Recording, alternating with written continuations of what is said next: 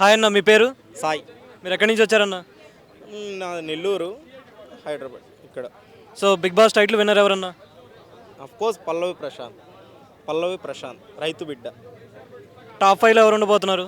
Top 5లో compulsory Shivaji garu ఉంటారు, ప్రశాంత్, యావరు. ఇంకా చూసుకోవాలి సీరియల్ బ్యాచ్, వాళ్ళు ఎవరు వస్తారనేది నాకు అనవసరం, వాళ్ళ గురించి మాట్లాడదలుచుకోలేదు. సో ఇప్పుడు శోభా శెట్టి గారు ఎలిమినేట్ అయ్యారు కదా, దీని మీద మీరేం చెప్తారన్న? ప్రశాంతంగా ఉంది అనుకుంటున్నాను.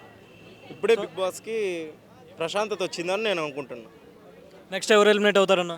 నెక్స్ట్ అర్జున్ అయినా అవ్వచ్చు, కోర్స్ ప్రియాంక, అమర్దీప్ని పంపించేస్తే బెటర్ అని నేను అనుకుంటున్నాను.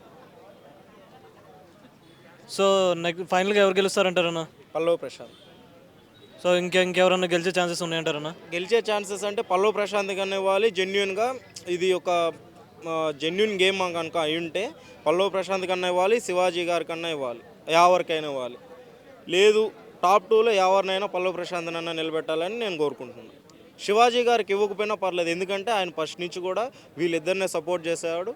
వీళ్ళు చిన్నగా వచ్చారు, వీళ్ళలో సరిగ్గా కలవలేకపోతున్నారు అని ఆయన తోడుగా నిలిచాడు. ఇంత దూరం ఆయన కూడా ఆదరించాము, ఆయన కూడా ఇంత దూరం వచ్చాడు అనుకుంటే అది చాలా ఆయనకి జనాల్లో ఆయన కోరుకునేది ఆయనకు వచ్చేసింది. ఆయన టైటిల్ విన్నర్ అవ్వక్కర్లేదు.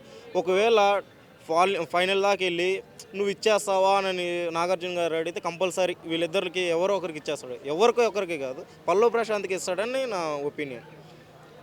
ఓకే అన్న, ఇప్పుడు శివాజీ గారు ఫైర్ అవుతున్నారు కదా, దీనికి మీరేమంటారన్న? ఎక్కడ ఫైర్ అయ్యాడు? శోభా శెట్టి విషయంలోనా? శోభా శెట్టి విషయంలో ఫైర్ అవ్వడం కాదు, అది ఎందుకు ఇంత విషయం చేస్తున్నారు నాకైతే అర్థం కావట్లేదు.